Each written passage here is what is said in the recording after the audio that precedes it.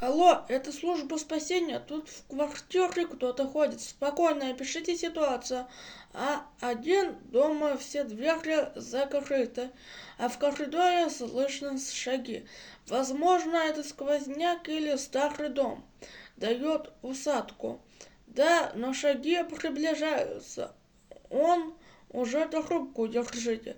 В трубке шепот: «Привет, я тут живу». Учительница спрашивает: «Вовочку, ты почему опять не сделал домашнее задание?» «Потому что ночью ко мне приходил Приза и сказал: «Не дело».